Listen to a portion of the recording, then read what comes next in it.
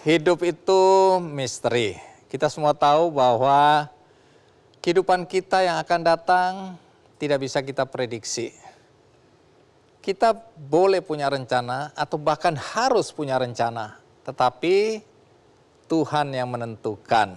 Cerita kali ini mengenai dua sosok yang dalam perjalanan hidupnya tentu tidak akan menyangka bahwa kehidupannya akan berbalik 180 derajat. Hidup yang tadinya seperti itu, sekarang seperti ini. Mereka adalah orang-orang yang tadinya menganggap bahwa apa yang terjadi dalam kehidupan mereka adalah suatu takdir. Walaupun takdir mereka itu mengejutkan hati mereka juga. Lalu apa yang terjadi pada tamu kita kali ini? Saya undang yang pertama kali adalah Fikri Fernanda Budiman. Fikri, Siap.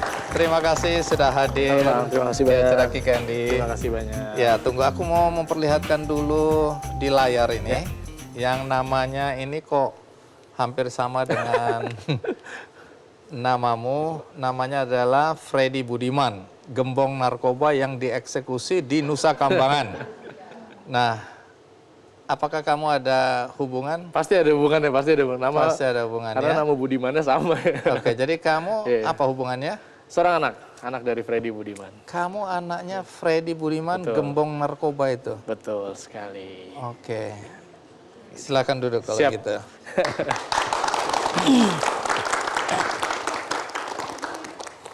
Fikri, Ya. tadi saya sempat dengar penonton ada yang tertawa.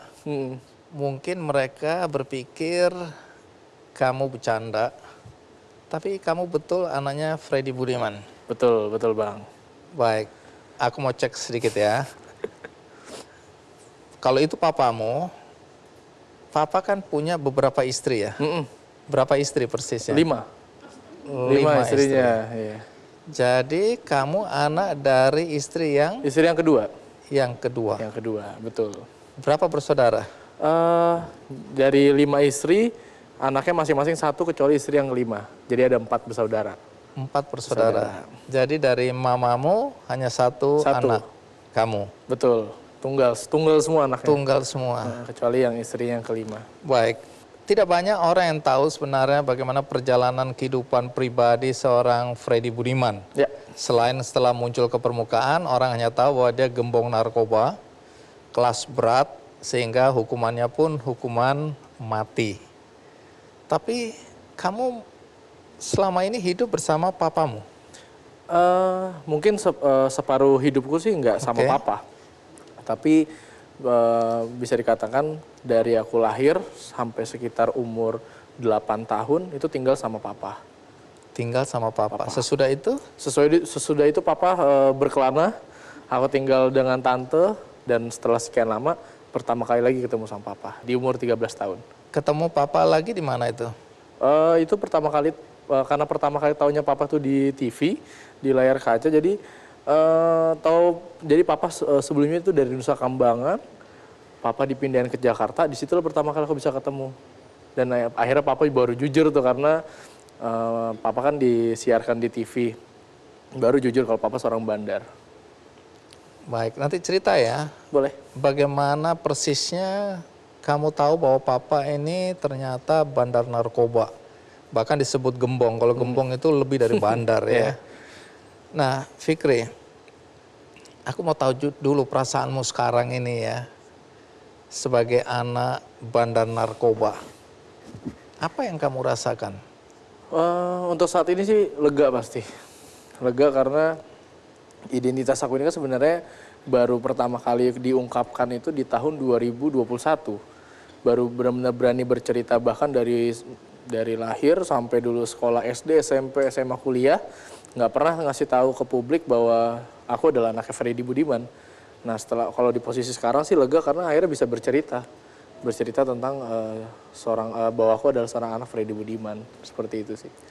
Baik, nanti aku akan tanya juga ya. Ya.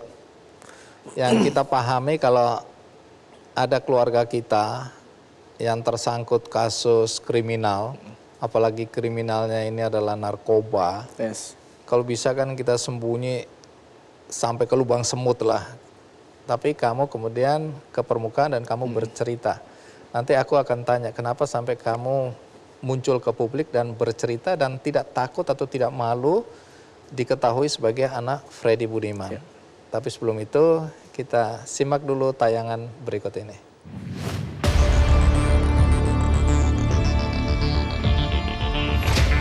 Siapa tak kenal Freddy Budiman? Kartel narkoba terbesar di Indonesia yang dieksekusi mati pada tahun 2016 silam.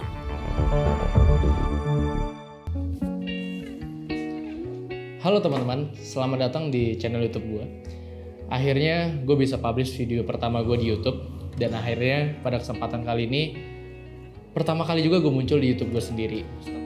Ya, buat yang belum tahu, ayah gue adalah Freddy Budiman, seseorang bandar narkoba yang pada tahun 2016 harus dieksekusi mati. Fikri Budiman adalah salah satu anak gembong narkoba Freddy Budiman. Namanya mulai diperbincangkan setelah dirinya speak up di beberapa channel YouTube. Nah, di sini ada foto gue pas SMA. Dulu dia minta ini di tahun 2000, ya awal-awal gue ketemu bokap gue lah, setelah gue lulus SMA.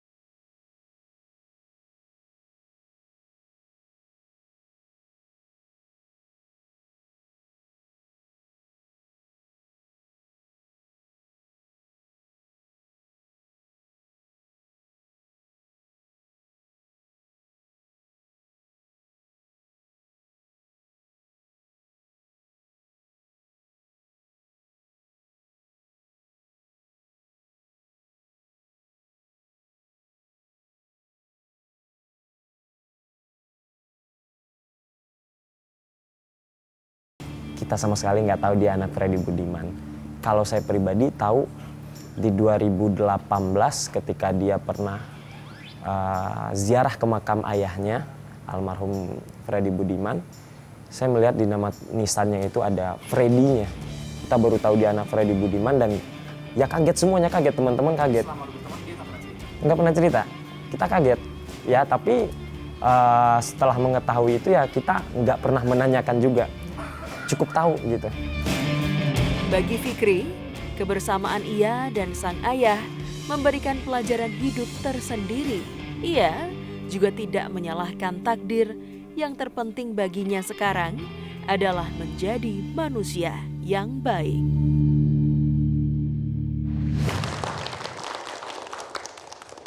Jadi waktu papa dieksekusi umurmu berapa? 17 tahun.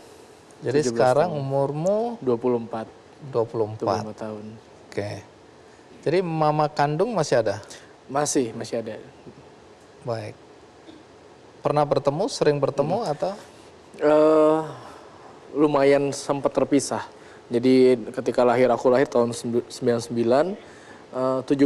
di umur 2 bulan aku harus terpisah sama mama karena aku dibawa sama papa. Terpisah selama 17 tahun. Sampai pada akhirnya ketika umur aku pas 17 tahun aku minta satu kado sama papa pas di lapas itu pengen ketemu sama mama. Baru di situ papa ngasih alamat mama, barulah ketemu sama mama setelah aku umur 17 tahun itu. Dari bayi itu? Dari bayi itu. Kenapa kamu dipisahkan dari mama? Ini papa dan mama berpisah? Papa dan mama berpisah, jadi kalau akhirnya aku mencoba mencari tahu ke mama kenapa harus berpisah dulu sama papa. Karena waktu itu ceritanya adalah papa yang dibawa paksa. Jadi kita lagi di rumah bertiga, aku umur masih 2 bulan. Papa dibawa paksa, tapi nggak tahu sama siapa. Dari rumah tuh digerebek, papa dibawa paksa, papa menghilang. Sebulan kemudian, baru papa ngasih kabar bahwa papa ada di Surabaya. Dan papa pengen ketemu aku. Baru dari situ papa mengarahkan anak-anak buahnya untuk ngambil aku di Bandung ke Surabaya. Tunggu. Ini artinya diculik? Diculik. Tapi Oh, kita nggak pernah jadi- tahu itu siapa. Papa mengambil paksa kamu Iya, setelah dari 1 mama? bulan, betul. dari mama. Sebenarnya tidak secara paksa, tapi papa izin memang dikasih, tapi setelah itu katanya nggak pernah dibalikin lagi ke mama gitu. Oke, sejak itulah kamu ikut papa. Betul. Tapi papa kan bergerak terus nih. Mm-mm. Kamu dititipkan ke siapa? Aku ikut papa. Oh, ikut terus? Ikut papa itu. Sampai papa berkali di Jakarta aku tinggal sama papa. Papa ke Bangka Belitung aku ikut sama papa. Sampai akhirnya papa menikah lagi pun, aku bahkan menganggapnya ibuku yang ketiga itu, Ibu Tiri, adalah ibu kandungku. Berpikirnya seperti itu. Karena masih kecil nggak tahu. Kamu pikir itu adalah Ibu kandung. Ibu kandung. Gitu, yang di Bangka. Sampai akhirnya punya adik di sana. Gitu. baik. Itu kehidupanmu ya. Ya. Terus kapan persisnya kamu tahu papa ini bandar narkoba? Kamu bilang di usia 13 tahun tadi. Betul. Apa yang terjadi waktu itu baru kamu tahu? Itu tuh pertama kali tahun 2012, ketika aku umur 13 tahun. Kondisinya lagi lebaran, lagi makan keluarga di Surabaya, karena salah satu budaya keluarga aku adalah pulang kampung ke Surabaya. Kita lagi ke salah satu restoran di Surabaya, lagi makan, tiba-tiba di TV di restoran itu menyiarkan sebuah berita. Nah, di mana itu berita tentang papa. Tapi pada saat itu sebenarnya karena belum dimunculin muka papa, kita sekeluarga ya kurang familiar dengan nama Freddy Budiman, karena panggilan keluarga papa adalah Papa Budi, Om Budi, jadi dengan nama Budinya itu. Tapi pada saat itu sebenarnya yang tahu bahwa papa adalah seorang bandar narkoba itu tante, kakaknya papa, atau ibunya, oma. Nah, untuk ponakan, anak, itu nggak ada yang tahu kalau papa adalah bandar narkoba. Jadi pertama kali aku taunya tuh di TV, setelah muncul muka papa. Jadi apa yang terjadi waktu itu? Reaksimu seperti apa? Untuk tante sama nenek sih panik. Itu nyemak, itu kondisi yang harusnya hangat, makan bersama, tapi akhirnya harus saling mendistract karena nggak pengen anak-anaknya bisa ngelihat TV itu. Tapi aku akhirnya tetap fokus sampai akhirnya aku tahu, dan akhirnya ya menahan emosi karena semuanya jadi satu, emosi, marah iya, sedih juga iya, dan kaget karena selama ini taunya bahwa papa adalah seorang pengusaha aja gitu. Jadi kamu betul-betul nggak tahu bahwa papamu ini bandar narkoba? Nggak pernah tahu. Bahkan Jadi- di Bangka sekalipun usahanya usaha yang halal aja, taunya jualan HP dan juga punya optik kacamata. Padahal tante dan mama tahu, Tahu, generasinya tahu. tapi menjaga agar kamu sebagai anaknya tidak boleh tahu ya. Betul. Sampai akhirnya tanpa sengaja kamu lihat apa yang terjadi pada papa di televisi. Betul. Bagaimana situasi dan kondisinya ketika pertama kali ketemu mama?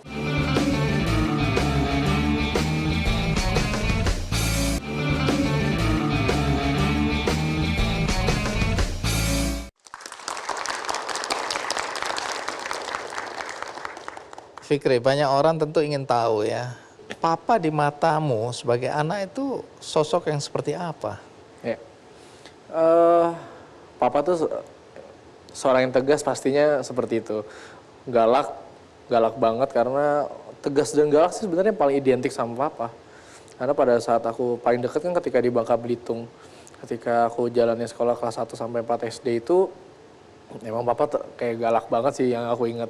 Sekolah tuh harus bener, harus pulang sekolah tuh harus langsung ngerjain tugas-tugas. Jadi emang didikannya emang keras juga gitu. Tapi di balik itu papa tuh selalu nunjukin rasa sayangnya, tapi nggak pernah ngucapin kayak papa sayang dede gitu, nggak pernah. Tapi selalu ngelakuinnya dalam bentuk sesuatu hal yang perlakuan seperti itu. Jadi ya kehangatannya sih selalu ada kayak gitu. Yang kamu ingat seperti itu ya? Papa pernah peluk kamu nggak? Pernah, tapi pas masih kecil itu jarang banget. Hampir nggak pernah ada kayak papa tuh tipikal yang bukan meluk, tapi bukan juga dalam bentuk Verbal omongan. gitu nggak Tapi pernah ada. kayak aku waktu itu kayak ngomong sama mama ibuku pada saat itu, "Ma, mau makan ini, misalnya mau makan taekwondo gitu, pada di Bangka Belitung gitu ya. Dan kondisinya hujan, terus tiba-tiba papa tuh diem aja, keluar beli hujan-hujanan. Terus tiba-tiba pulang udah ada kayak gitu-gitu. Yang dari situ setelah beranjak dewasa aku sadar bahwa iya dulu tuh papa yang ngelakuin itu, tapi papa nggak pernah ngasih tahu kayak papa tuh sayang dede loh gitu. Jadi dia menunjukkan cintanya, sayangnya dengan caranya. Betul. Tapi faktanya kemudian umur 13 tahun kamu tahu papamu ini maaf orang Ya, jahat. betul. Saat itu apakah pandanganmu tentang papa berubah total, kamu marah pada papa, kamu benci atau perasaan itu tidak ada? Sempat sih. Jadi setelah aku tahu di restoran itu, aku pulang itu langsung lari ke kamar, kunci pintu, aku mencari tahu siapa Freddy Budiman. Jadi kalau bisa aku katakan, aku tahu papa tuh dari internet semuanya, dari semua by internet. Nyari tahu Freddy Budiman siapa, apa yang dilakukan sama papa. Nah itu rasa marah tuh muncul, benci enggak, tapi marah banget. Marah karena Pertama sih marahnya ke keluarga, kenapa nggak dikasih tahu? Kenapa saya harus tahunya dari TV gitu. Tapi alasan mereka masuk akal, alasannya karena nggak mau akhirnya mempengaruhi mental, nggak mau akhirnya mempengaruhi sekolahku pada saat itu gitu. Rasa marah sama papa ada karena papa juga aku ngerasa nggak jujur sama aku. Sampai akhirnya beberapa bulan kemudian mendapatkan kesempatan ketemu papa di salah satu lapas di Jakarta. Akhirnya nggak sempat marah sih pada saat itu. Jadi ketika pertemuan sama papa pertama kali, aku langsung meluk, langsung nangis soalnya. Nah ketika aku langsung nangis, meluk papa cuma minta maaf di situ. Malah papa sendiri yang bilang kalau papa tahu kalau dede marah, keluarin aja emosinya. Dede boleh ngapain aja, mau ngapain papa silakan. Yang penting papa mau minta maaf, papa ngelakuin kesalahan gitu. Dari situ entah kenapa setelah pertemuan pertama, aku udah memaafkan apa yang papa lakukan. karena Gitu. papa langsung minta maaf ke kamu. Langsung minta maaf gitu. Umur berapa kamu ketemu papa secara fisik itu? 13 tahun. 13 tahun itu juga. Jadi tidak lama setelah ada beritanya, kamu bisa ketemu papa. Betul. Tunggu, papa kan beberapa kali ditangkap ya. Urusannya semua narkoba ini. Iya. Ini yang mana yang kamu lihat ini? Ini yang paling terakhir ini, yang setelah dipindahkan ke Nusa Kambangan, dari Nusa Kambangan dipindahkan lagi ke Jakarta. Ini Di momen kasus itu 1,4 juta. Ini kasus yang terakhir Iya. yang membuat papa dihukum mati itu. Betul. Divonis mati ya. Baik.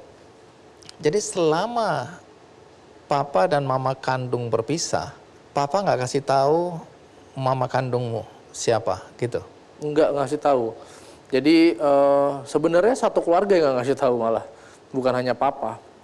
Jadi malah aku sendiri yang nyari tahu siapa ibu kandungku gitu. Dari mana kamu tahu bahwa kamu bukan anak dari mamamu yang ketiga ya?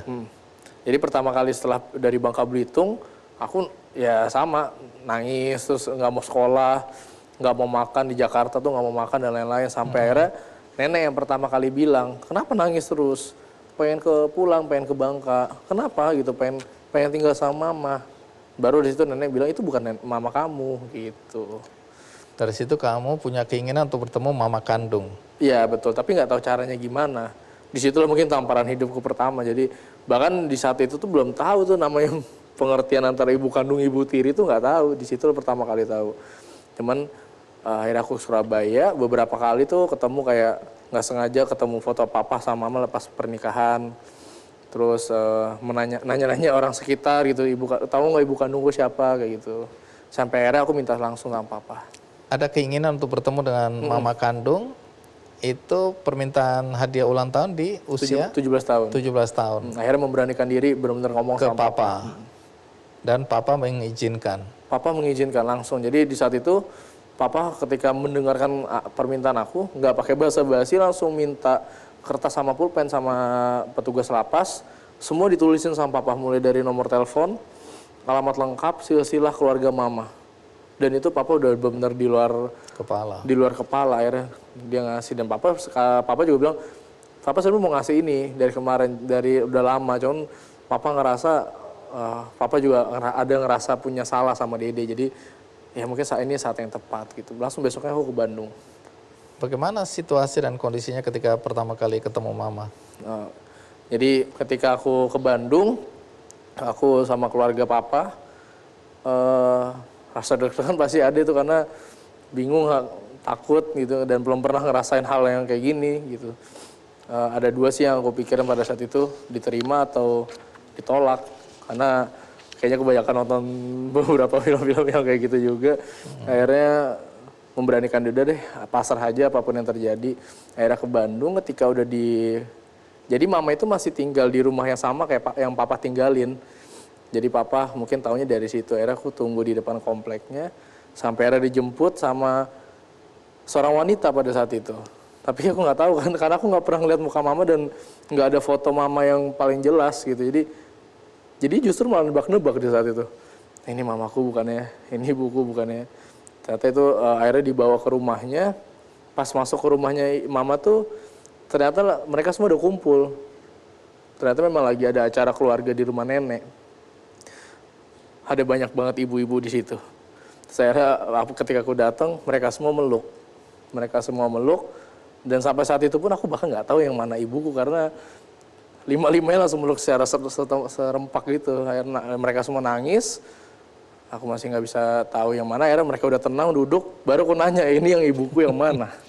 Ini ibuku yang mana. Sampai akhirnya tanteku baru ngomong, ibu kamu tuh di Jakarta. Gitu. Ini nenek baru kesini, nenek ini tante ini. Tapi di saat itu aku pertama kali dengar suara mama. Lewat Telepon. Tapi ketemu secara fisik pertama Besokannya. kali? Oh, besoknya. Akhirnya ketemuan, mama datang ke rumah sama suaminya. Oh, sudah menikah Sudah lagi? menikah lagi. Oke, dan mama masih ada. Mama mau menerima kamu? Mau menerima. Jadi hubunganmu dengan mama sampai hari ini baik? Alhamdulillah sampai saat ini baik banget gitu. Baik. Fikri, dari perjalanan hidupmu ya, yang membuat aku termasuk yang tertarik untuk mengundang kamu ke sini adalah bagaimana kamu tidak hancur ya setelah umur 13 tahun melihat papa ternyata bandar narkoba, kemarahan, kekecewaan ya, mungkin rasa depresi. Aku membayangkan anak seumur kamu harus menghadapi beban yang tiba-tiba seberat itu kan, ini kan jadi pemberitaan di mana-mana hari itu ya. Tapi toh kamu bisa mengatasi kondisi itu dan sekarang kita bertemu dan aku melihat pendidikanmu juga tidak terganggu ya. Atau aku nggak tahu seperti apa, tapi kamu berhasil melalui masa-masa sulit dalam pendidikan. Tadi disebutkan juga bahkan kamu ikut dalam pertukaran mahasiswa ya ke luar negeri. Dan kemudian kamu hadir seperti sekarang ini. Nanti kamu cerita ya, apa yang membuat kamu bisa bangkit, apa yang bisa membuat kamu bertahan, siapa yang menguatkan kamu, dan kemudian sekarang kamu ngapain, dan apa yang disampaikan oleh papa sebelum eksekusi mati itu dilaksanakan ya. Baik, kita rehat sejenak, ikuti terus Ki Candy.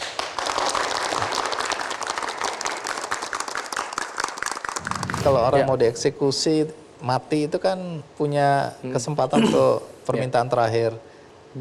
Malah kebanyakan dari permintaan terakhir papa itu ditolak semua.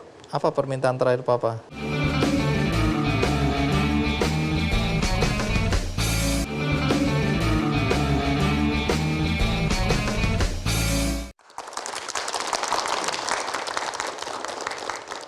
Fikri, banyak anak-anak dari para pelaku kriminal itu merasa broken home, merasa tidak punya nilai, merasa terabaikan, dan perasaan-perasaan negatif lainnya yang membuat mereka kemudian justru ikut menjadi pelaku kriminal. Boleh tahu bagaimana kamu melalui masa-masa sulit setelah tahu bahwa papamu itu gembong narkoba? Bagaimana kamu mengatasi? Iya, mungkin yang pertama sih kayak karena didikan selain dari papa, emang keluarga papa memang keras. Jadi aku terdidik untuk tidak mendramatisir suatu masalah. Sedih pasti ada, rasa sedih, rasa marah itu pasti ada. Tapi karena didikan dari kecil itu yang membuat tidak mendramatisir. Jadi ketika ketemu satu masalah, aku cukup dengan cara mencari solusinya aja. Gimana caranya ini keadaan harus berubah dengan tidak mendramatisir, dengan tidak ada pemikiran kayak aku berarti jadi seorang anak yang seperti ini. Itu nggak ada banget sih di aku dari kecil tuh. Baik, soal pendidikan. Ya. Pendidikan formal lu sampai tingkat apa ya? S1. Ambil apa itu? Administrasi bisnis. Dari dulu sih papa tuh concern banget sama pendidikan aku. selalu ditempatkan di sekolah yang menurut aku bagus juga, selalu di sekolah yang memiliki standar yang baik dari SD, SMP, SMA, kuliah bahkan gitu. Emang selalu tujuan papa tuh yang pertama adalah pendidikan gitu. Ini iya. Menarik ini ya, tipikal yang saya lihat ya. Aku pernah ngundang Hercules, pernah ngobrol sama John Kay. Dua orang ini selalu mengatakan bahwa bolehlah aku jahat, bolehlah aku pelaku kriminal, bolehlah aku kehidupannya berantakan, tapi aku ingin anakku tidak akan menjalani kehidupan seperti aku. Karena itu disekolahkan ke tempat-tempat yang bagus, didorong untuk kamu harus selesaikan pendidikan, kamu harus menjadi orang yang berguna, dan seterusnya, dan seterusnya. Hal yang sama disampaikan oleh Papa ya. Walaupun waktu itu kamu belum tahu mungkin bahwa Papa ini gembong narkoba, tapi Papa memang dari kecil sudah mendorong kamu untuk menghargai pendidikan. Betul. Jadi ketika di satu lapas aku sempat bertanya sama Papa, kok bisa Papa jadi bandar kayak gini? Jawaban Papa tuh semua jawabannya simpel, karena lingkungan. Bapak bisa sampai detik ini kayak gini itu karena faktor lingkungan. Papa dulu mulai dari nyoba-nyoba sampai akhirnya harus berjualan tuh karena lingkungan. That's why menurut aku kenapa? Karena akhirnya Papa menempatkan aku di lingkungan yang baik. Gitu. Itu mungkin alasan Papa seperti itu gitu. Iya, masuk akal. Jadi selama Papa di dalam tahanan, kamu sering menjenguk atau? Sering. Setelah tahu Papa itu pindah ke Jakarta ya dari 2013 itu, aku cukup sering. Jadi seminggu itu bisa 1 sampai 2 kali keluar masuk lapas. Dari pembicaraanmu dengan Papa, apa penyesalan dia yang paling dalam? Dalam perjalanan hidupnya yang dia sampaikan mungkin ke kamu? Sampai akhirnya sih pasti banyak banget yang Papa sesalin sih. Tapi yang Papa bilang tuh Papa jadi nggak bisa datang ke nikahan anak-anaknya. Jadi nggak bisa merasakan kebahagiaan selayaknya seorang ayah yang lain. Itu selalu diucapin sih sama Papa. Tapi di balik itu Papa hanya berdoa, banyak banget berdoa supaya gimana caranya anak-anaknya tetap bisa bahagia dari setiap masing-masing anaknya. Kalau kamu lihat secara mental, kejiwaan, Papa waktu itu siap untuk dieksekusi? Sangat siap itu Papa. Bahkan ada di fase bingung juga ya, karena waktu itu aku udah nggak tahu, itu udah benar-benar kacau banget, udah ya setiap hari nangis apa. Kalau Papa tuh nggak pernah ada kelihatan sedih, masih bercanda, masih ngebercandain. Walaupun itu sudah mendekati Itu saat-saat eksekusi. Beberapa jam sebelum eksekusi. Beberapa jam bahkan. Iya. Papa tuh malah kayak, ayo dek temenin Papa. Karena aku kan dikasih kesempatan akhirnya ngobrol sama Papa tuh di lapas, di kamarnya Papa. Nah di kamarnya itu kasur, ada tempat Papa mandi. Yang ada temboknya segini. Nah itu Papa tuh ngajakin aku mandi bareng. Kayak, ayo masih mau nggak nih mandi sama Papa? Dulu terakhir kali kita tinggal bareng tuh Papa masih mandiin Dede loh gitu-gitu. Terus kayak, Dede udah nggak usah nangis. Papa setelah Papa jalanin hukuman Papa pengen ke Amerika biar bisa sama kayak Dede. Itu beberapa jam tuh ngomong kayak gitu. Jadi kitanya hancur banget, Papahnya malah mencoba bercanda terus gitu. Tapi akhirnya itu yang menjadi menguatkan hati aku sih waktu itu. Papa kan permintaan terakhir, biasa kalau orang mau dieksekusi mati itu kan punya kesempatan untuk permintaan terakhir. Permintaan terakhir Papa untuk bisa tidur sama kamu. Ini di dalam penjara tentu ya. Dikabulkan atau tidak? Malah kebanyakan dari permintaan terakhir Papa itu ditolak semua. Apa permintaan terakhir Papa? Selain ingin tidur? Dari yang pertama itu permintaan Papa di malam terakhir, pengen tidur sama aku biar aku dapat kesempatan buat bisa tidur di dalam lapas, dan itu ditolak karena masalah mental. Mental itu maksudnya apa? Masalah mental untuk akunya, kata pihak untuk menjaga agar kamu tidak dari pihak kejaksaannya gitu. Terus Papa pengen ketemu sama istrinya dan adiknya, dan itu nggak bisa karena istrinya sampai sekarang ini kan masih menjalani masa hukuman. Nah kalau adiknya pada saat itu juga masih sedang. Ini istri yang terlibat juga terakhir itu ya? Betul. Oke, itu juga tidak dikabulkan. Tidak dikabulkan, dan dia pengen ketemu adiknya yang pada saat itu sih di Lapas Tangerang, masih menjalani masa hukuman juga, dan itu ditolak juga. Nah, untuk ketemu 2 orang itu ditolak. Setelah itu papa menitip pesan bahwa ketika dia sudah tidak ada, saya pengen saya dimandikan sama anak saya, dan itu juga tidak diizinkan gitu. Jadi sebenarnya permintaan papa hanya itu, dan itu semua ditolak. Pada akhirnya ya nggak ada permintaan papa yang dikabulkan, karena itu selebihnya hanya hak kewajiban papa aja, dapat akses untuk menelpon keluarganya dan lain-lain. Saat-saat sebelum dieksekusi, pada pertemuan terakhir dengan Fikri, ada sesuatu pesan yang disampaikan ke papa ke kamu? Di 3 hari terakhir itu sebenarnya aku ngerasa semua obrolan aku adalah pesan dari papa. Cuman yang paling aku ingat banget itu karena terakhir sebelum akhirnya, karena waktu udah habis pada saat itu, aku harus segera keluar, dan aku masih meluk papa kan, nangis. Akhirnya papa tuh ngomong deket banget sambil meluk tuh, udah Dede jangan nangis. Pesan papa tuh, Dede harus jadi cowok yang kuat, punya mental yang kuat, jangan pernah tergila-gila sama dunia, dan jangan pernah tergila-gila sama uang. Harta ya. 3 itu sih yang akhirnya, seperti kayak 3 itu yang menjadi pesan terakhir papa deh sebelum aku pisah sama papa. Dan itu akan kamu pegang teguh. Dan selalu aku pegang terus. Baik. Sekarang pekerjaanmu apa? Oke. Setelah lulus kuliah aku sempat berkelana juga, sempat kerja di salah satu stasiun televisi juga. Terus akhirnya untuk saat ini punya satu media juga berbasis backgroundnya sih politik, tentang politik. Jadi aku sedang menjalani bisnis seperti itu di bagian media. Papa dimakamkan di mana ya? Surabaya. Oke.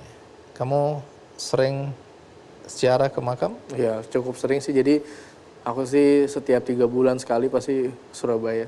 Oke. Nah Fikri, ini pertanyaan penting ini ya. Tadi kan aku bilang kalau rata-rata ya umumnya, kalau ada keluarga yang terlibat dalam tindakan kriminal, apalagi kalau kita lihat narkoba, kan biasanya kita sembunyi, kita menghindar, ya. Tapi kamu berani tampil di publik. Kapan persisnya kamu memutuskan aku harus bicara atau aku berani tampil di publik, dan apa tujuannya? Oke. Papa dieksekusi itu tahun 2016. Sebenarnya setelah dari tahun 2016 itu tawaran untuk muncul tuh banyak banget. Dari 2016, 17, 18, 19, 20. Aku muncul pertama kali 2021. Kenapa akhirnya aku memutuskan untuk maunya muncul di tahun 2021, karena pada saat itu aku mau fokus kuliah. Aku pengen nggak mau teriming-imingan dengan hal-hal apapun, karena trauma ini juga cukup besar. Jadi aku pengen sedikit menjalani kehidupan yang baru. Jadi pengen fokus kuliah dan nggak mau lagi, belum mau waktu itu untuk bercerita tentang papa. Waktu itu akhirnya sempat akhirnya muncul, kenapa akhirnya berani untuk muncul, karena merasa banyak hal yang perlu dibenarkan. Karena berita-berita yang beredar di media sosial tentang papa. Ya salah satu contohnya seperti kayak banyak yang bilang kalau papa itu bermula dari seorang pencopet, pencuri. Dan itu kan sudah pasti tidak benar, aku bisa berani tidak membenarkan fakta itu. Akhirnya itulah hal-hal seperti itu yang mendorong aku kayak harus gue ceritakan cerita aslinya deh gitu. Gak ada ketakutan bahwa aduh orang akan tahu bahwa aku anaknya Freddy Budiman? Enggak sih, sebenarnya tidak pernah takut, tapi aku tidak pernah membenarkan apapun yang papa lakukan. Yang papa lakukan itu udah salah, dan aku pernah minta maaf juga di publik untuk seluruh masyarakat Indonesia gitu ya, atas apa yang papa lakukan. Tapi bagaimanapun dia seorang ayah bagiku, dan walaupun dia terlihat seperti itu, banyak banget hal yang positif yang dia udah berikan ke aku, dan hal itulah yang aku mencoba sebarkan ke masyarakat. Seperti itu sih sebenarnya. Terima kasih Fikri sudah berbagi cerita ya. Siap Bang. Oke. Tadi aku memanggil pemain bola voli putri. Dulu kamu putri. Siap. Sekarang putra. Putra.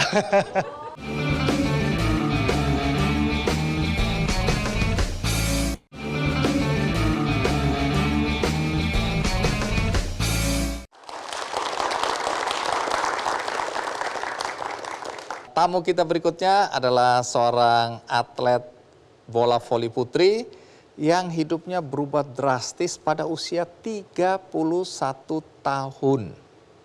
Apa yang terjadi pada pemain voli putri ini? Kita lihat dulu gambarnya ya, ini dia. Namanya Amasya Manganang, ya, seorang atlet voli putri. Mari kita sambut Amasya Manganang.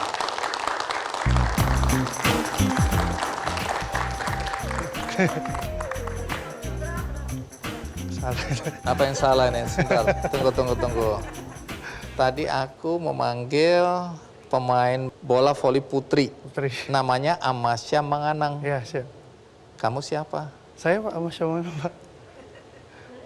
Tadi aku bilang putra atau putri? Putri. Dulu, Pak. Dulu. Oh, dulu kamu putri. Siap. Sekarang putra. Putra. Kamu adalah Amasya, Amasya. pemain bola Voli putri. voli putri. Siap. Yang sekarang putra. Udah nggak main voli, Bang. Bingung aku. Duduk dulu deh. Iya, kita berikan aplaus.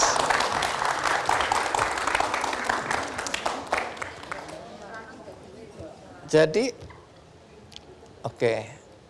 Jadi ini Amasya Manganang sekarang jadi Arwansyah Manganang. Arwansyah atau Armansyah? Siap. Dulu Amasya, sekarang Armansyah. Arwansyah. Dulu perempuan, sekarang Lanang. lanang. Oke, mungkin itu yang tadi saya sebutkan, kehidupanmu berubah 180 derajat dari putri jadi putra. Putra. Baik, saya nggak tahu ada penonton yang tahu cerita tentang Amasya, ya, karena ternyata bukan cuma dirimu Iya. yang berubah dari putri jadi putra, tapi adikmu, Adik saya juga. namanya. Aprilia Manganang. Jadi dua adik kakak ini tadinya perempuan. Perempuan. Jadi dulu ini nyamar jadi perempuan atau? Nggak tahu karena dari kecil juga kan, dari akta kelahiran juga udah perempuan. Oh, dari akta kelahiran sudah perempuan. Akta kelahiran udah perempuan. Baik, nanti kita akan dengarkan cerita lebih lengkapnya. Tapi sekarang kita simak dulu tayangan berikut ini. Kali ini Amasya tidak mau kalah sama Aprilia. Sebuah spike-nya tidak bisa ditahan. Amasya Manganang di dalam. Dan kali ini Amasya Manganang. Waktu lahir, dia memang perempuan. Bidang yang bilang desa. Itu dia sekolah SD, memang dia pakai rok merah toh, dan kemeja. Dia kalau mau masuk gereja, kita jangan beli baju masuk gereja, baju perempuan. Kakaknya Sersan Manganang, Amasya Anggraini Manganang, dilahirkan dengan kelainan yang disebut hipospadias juga. Kita dah suruh Pak DP adik, kita bilang adik, panggil Pak kakak lagi. Sudah, dia hubungi Pak Bapak, Pak bilang, oh bisa.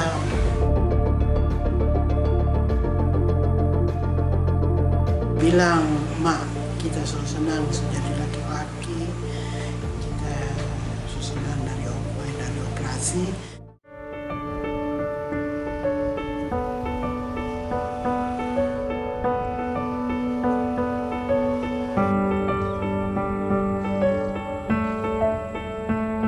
Saya udah menjalani kehidupan sebagai perempuan itu selama 32 tahun. Saya menjalaninya kan dengan mungkin rasa malu, terus kadang ada juga sedih.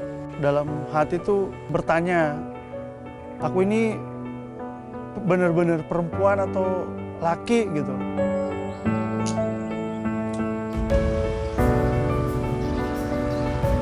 Kini, sudah 12 tahun Amasya tinggal dan merantau di Bontang, Kalimantan Timur untuk bekerja.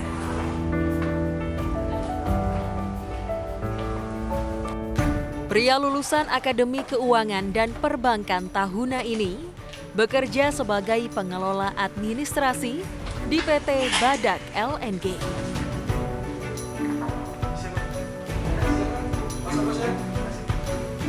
Di lingkungan kerja, Amasya dikenal sebagai sosok pekerja keras dan mudah bergaul.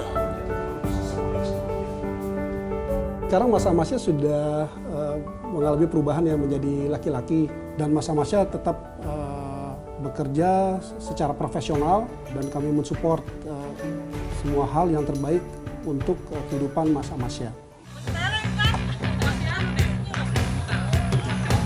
Ayo, langsung pemanasan. Pasca menjalani operasi bedah korektif, Amasya meninggalkan karirnya sebagai atlet voli dan memilih fokus menjadi pelatih voli profesional. Kepiawaiannya bermain voli membuatnya dipercaya untuk melatih klub voli perusahaan Badak LNG Bontang hingga melatih tim voli Kota Bontang untuk berlaga di Pekan Olahraga Provinsi.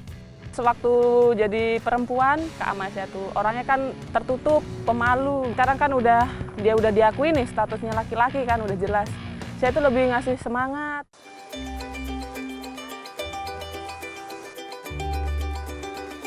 Amasya telah membuka lembaran baru. Ia merasa semakin percaya diri dengan statusnya sebagai laki-laki yang bebas menjalani kehidupan yang lebih bahagia dan bermakna.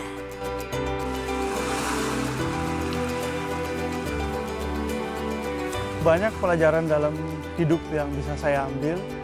Jadi intinya saya sangat bersyukur menjadi seorang laki-laki seutuhnya, dapat menjalani kehidupan selayaknya orang normal. Ya, tentu banyak pertanyaan ya. Banyak. Karena 31 tahun lamanya kamu jadi perempuan. Jadi pernyataan waktu lahir sebagai bayi perempuan itu karena apa?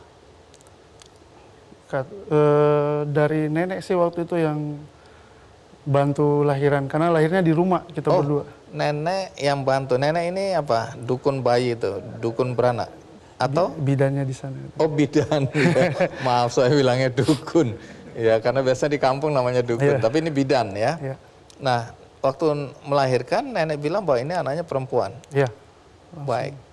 Karena memang ada kelainan di kelamin ya.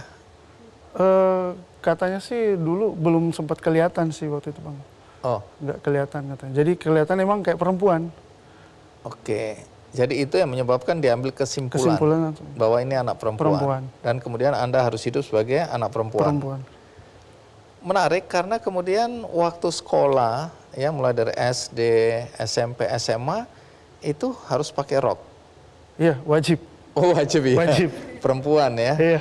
Tapi ada perasaan nggak nyaman itu?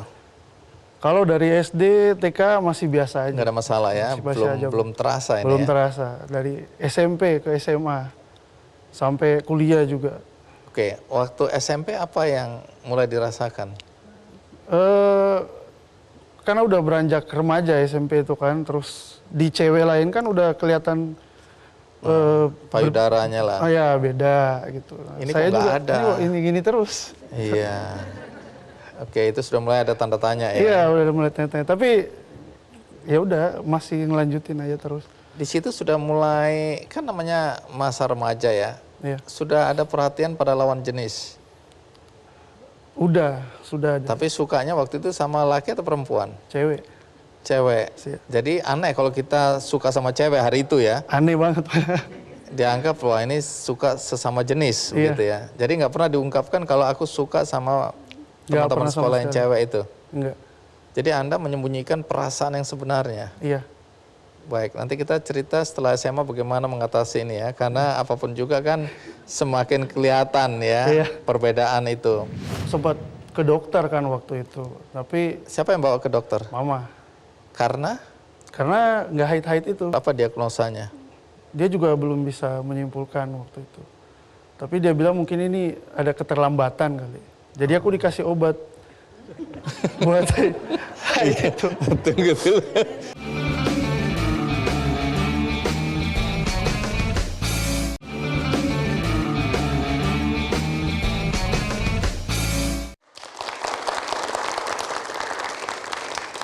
Baik, kita kembali ke masa-masa di bangku sekolah ya.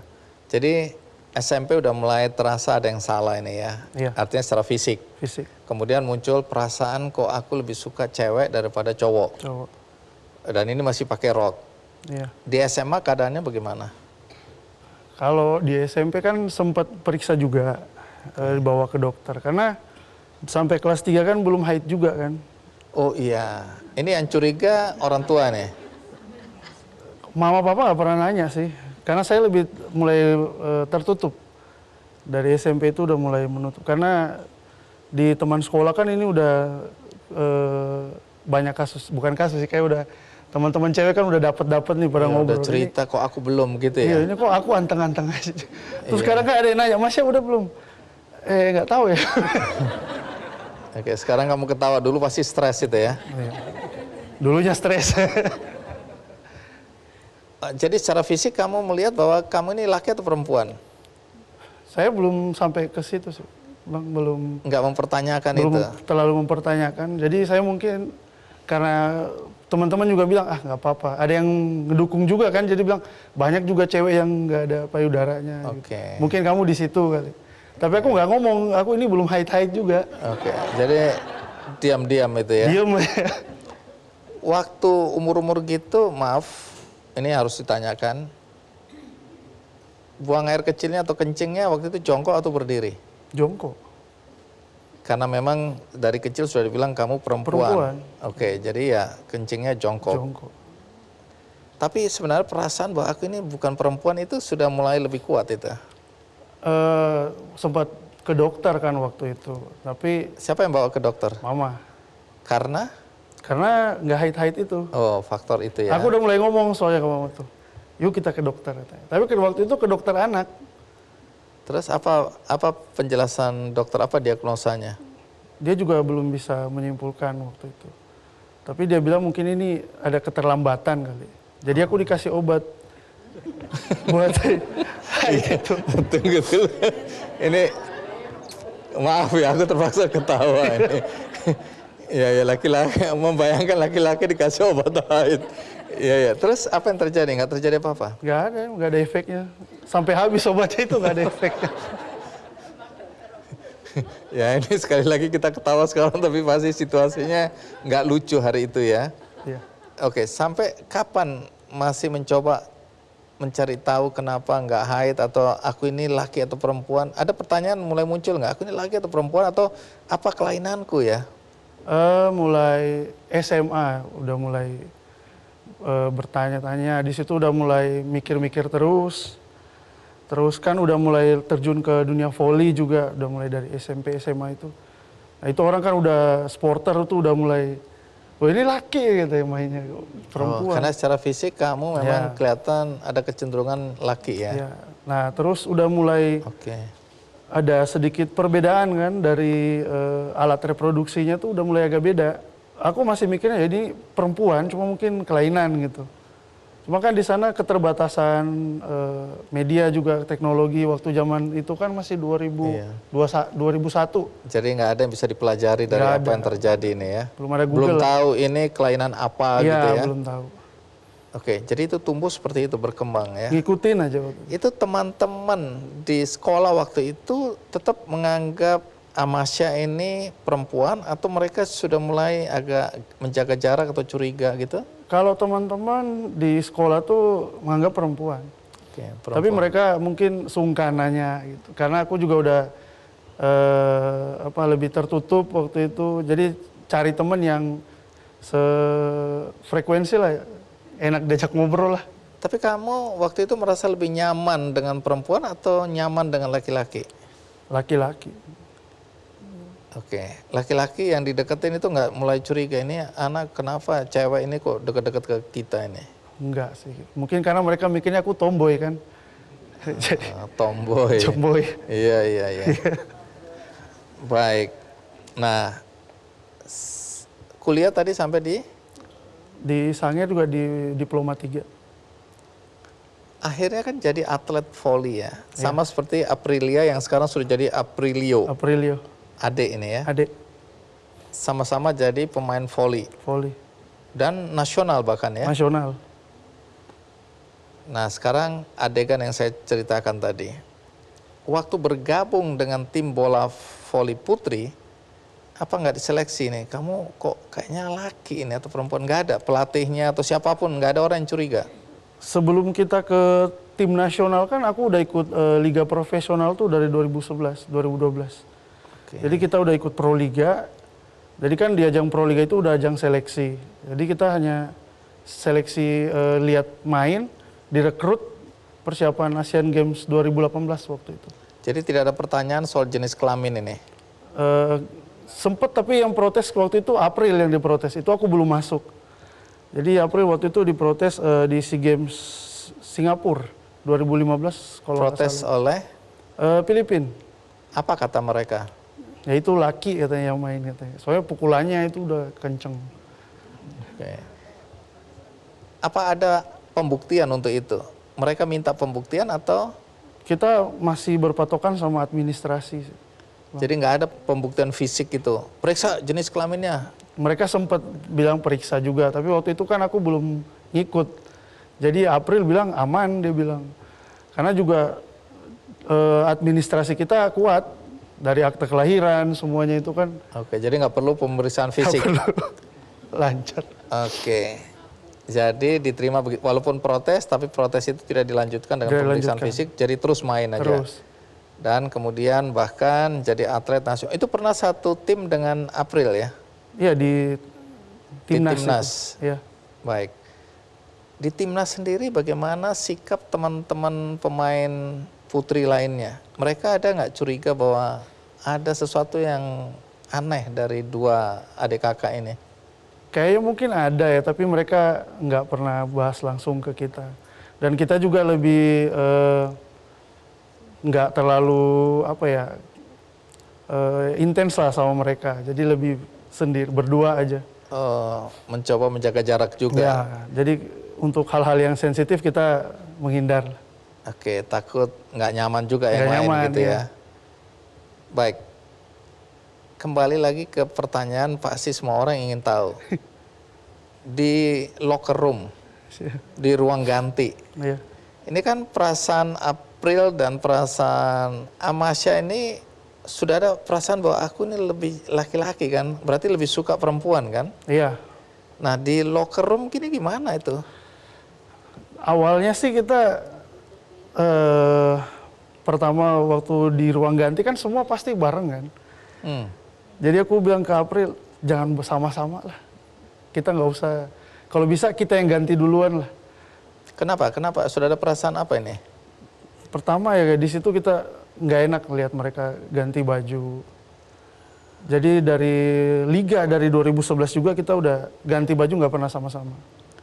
Oh, atas kesadaran sendiri? Kesadaran sendiri. Tidak ada teman-teman lain yang sebenarnya menolak atau nggak nyaman gitu? Kalau dari teman-teman mereka cuek sih. Kadang ada kita belum siap mau pergi, udah langsung buka baju kan lari lah gitu, nggak usah lah, jangan lihat-lihat. Waduh, kalau saya akan bertahan aja. Jadi kalau setiap habis main, iya. Kita tuh sebisa mungkin paling cepat duluan. Baru kemudian kita cepat-cepat pergi. Cepat-cepat pergi. Karena udah nggak nyaman ini ya. Udah nggak nyaman. Karena udah tahu kok aku kayak laki-laki itu ya. Iya. Karena kalau kita nunggu ceweknya duluan, masuk angin lama. aku sama aku. Ya udah keringat kan. Terus lama lagi mesti benerin. Oh jadi cepat-cepat. Cepat-cepat. Tidak ada keinginan memanfaatkan gitu. Kok kayaknya menikmati gitu nggak ada. Ini kan naluri laki-laki. Iya. Kalau saya diamkan terus itu. Iya. Enggak ya. Enggak. Ini etika ya. Etika ya. Baik. Nah, nanti habis ini cerita ya, bagaimana sampai kemudian ada keputusan berani operasi dan kelainannya sendiri namanya Hipospadia. Hipospadia. Spadia. Ya. Nanti jelaskan ya, walaupun Anda bukan dokter kan bisa tahu karena dokter menjelaskan kan apa itu ya. Ya. Dan apakah semua orang bisa mengalami seperti ini atau apakah ini genetik dan lain-lainnya. Nanti cerita ya. Ya. Sekarang kita rehat sejenak, saya akan segera kembali. Selama 30 tahun kan aku disuruh emang jadi perempuan.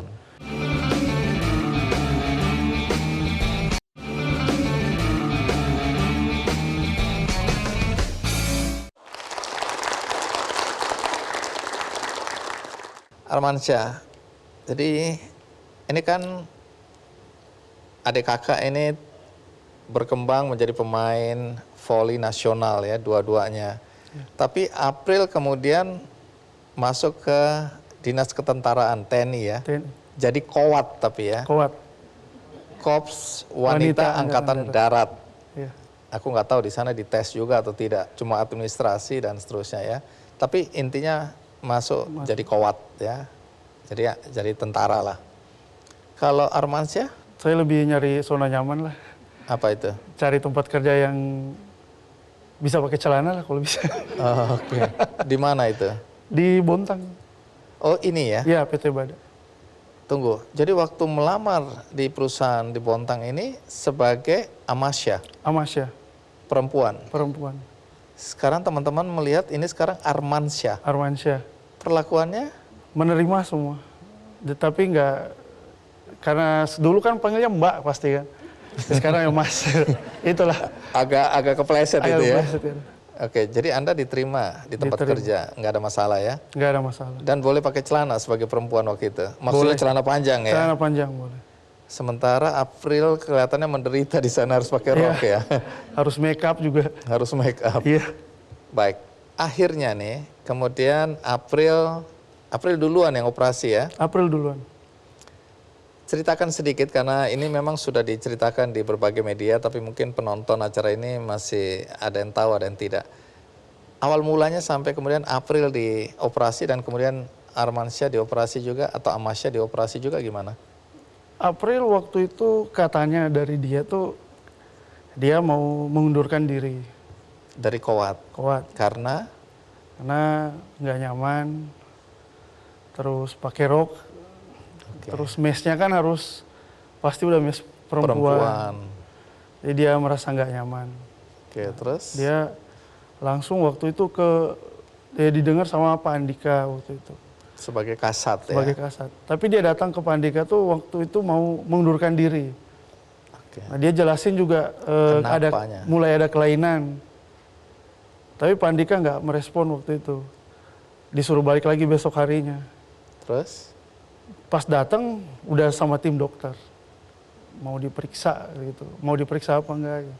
Terus? Ya udah dia mau, terus dia langsung diperiksa. Nah waktu itu pas dia periksa aku nggak tahu sama sekali, sampai dioperasi aku nggak tahu. Hah? Iya. Kenapa begitu? Memang waktu itu nggak dibilang detail. Oh ini rahasia betul? Rahasia, iya. Tunggu. Sampai press conference. Baru tahu? Baru tahu. Tunggu, nanti aku mau tahu reaksi Amasya waktu itu ya. Iya. Menurut dokter, kelainannya ini apa? Hipospadia. Boleh jelaskan dengan sederhana aja, apa kata dokter ini? Jadi kalau hipospadia itu katanya kelainan pada laki-laki. Itu penyakit laki-laki. Biasanya laki-laki yang mengalami kelainan hipospadia ini.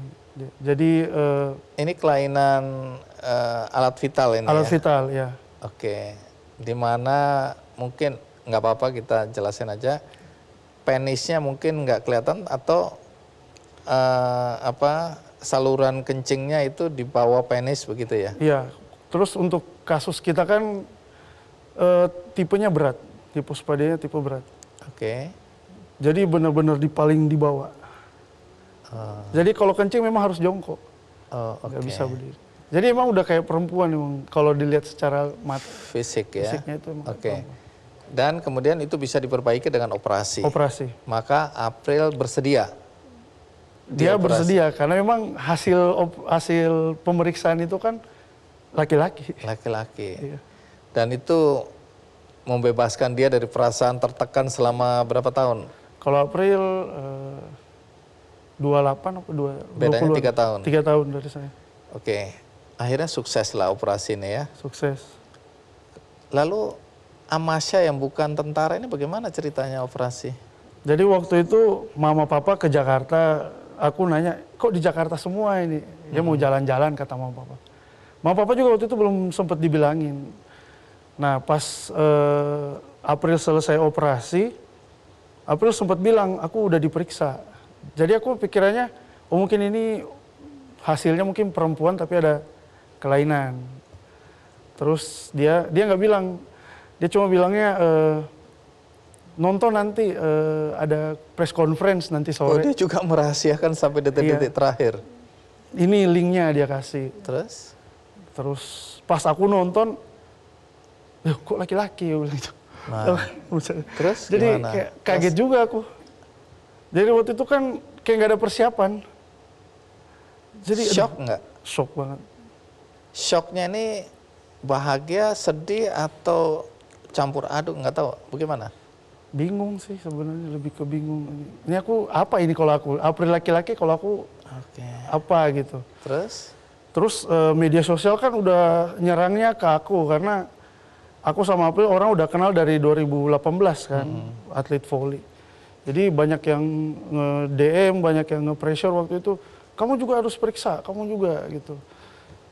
Terus aku menghindari medsos, langsung ngambil cuti 5 hari. Waktu itu ke sana niatnya menjenguk aja. Menjenguk April. Menjenguk April aja. Tapi? Terus pas sampai Jakarta, Pak Andikanya ketemu, Pak Andika langsung nanya, Amasya sama nggak kondisinya kayak April? Terus karena aku sama April udah jarang ketemuan, jadi aku cuma bilang, kayaknya sama deh Pak. Mau nggak besok diperiksa juga? Ya tanpa mikir panjang, ya saya mau. Gitu. Terus pas diperiksa, seharian itu jadi kita diperiksa dari lab sama rumah sakit RSPAD. Kesimpulannya sama? Nggak ada rahim. Nggak ada rahim. Nggak ada Itu rahim. membuktikan bahwa ini laki-laki. Berita itu membuat Amasya yang sekarang Armansyah ini bahagia atau? Di satu sisi ya pasti bahagia lah, karena statusnya udah jelas gitu. Tapi di satunya ya bingung mau karena nggak ada rencana, nggak tahu mau ngapain kalau jadi laki-laki juga. Jadi ketakutan yang terbesar apa? Udah sebagai laki-laki. Udah nggak volley gitu pasti itu. Terus kayak udah 30 tahun lebih juga. Jadi perempuan Udah jadi tiba-tiba harus. perempuan. Udah hampir mau di zona nyaman jadi. Tadi duduknya nyaris begini ya. Enggak lagi lah ya. Jadi ya karena tomboy sebenarnya ya. Jadi ya normal aja ya. Iya.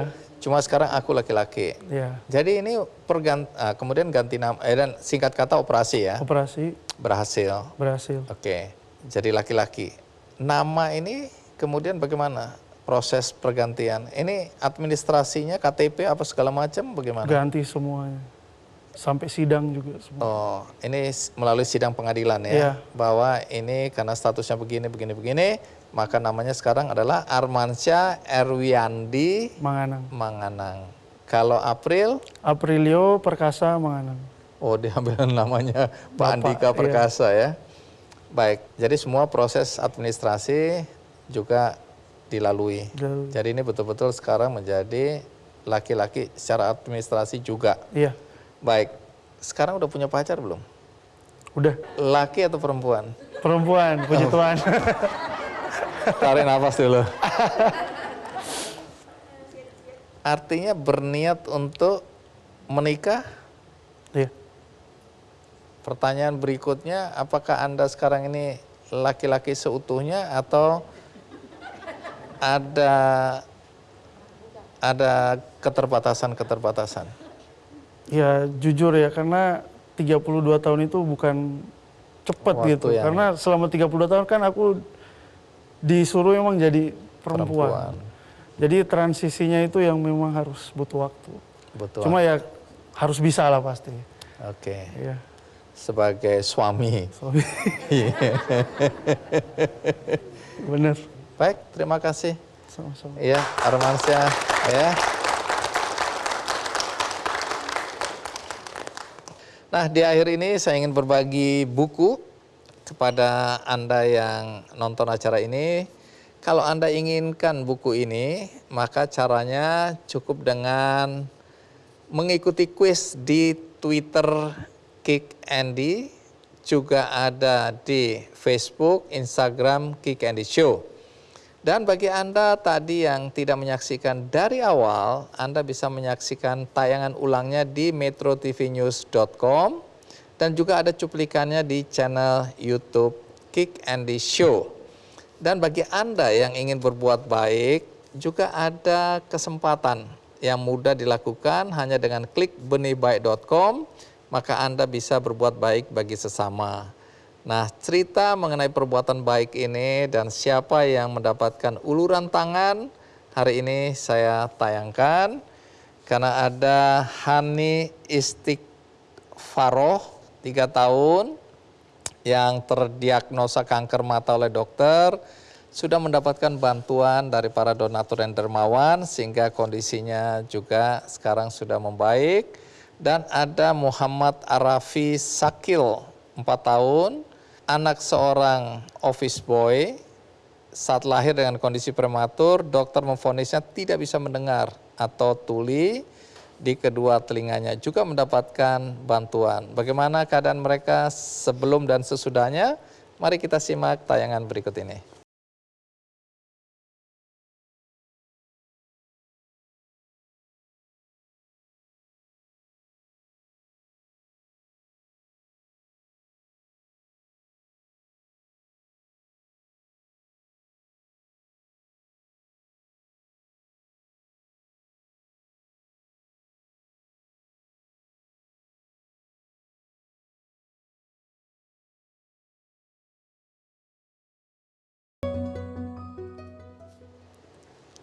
Baik, itu tadi.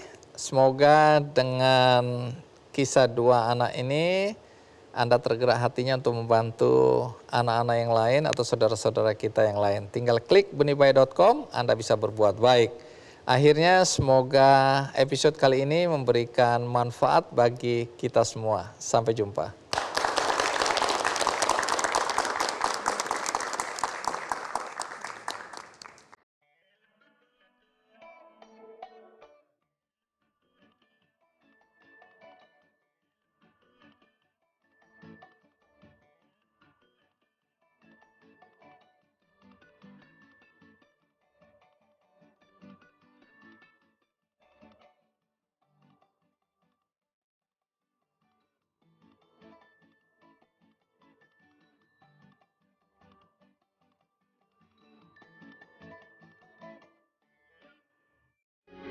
Metro TV,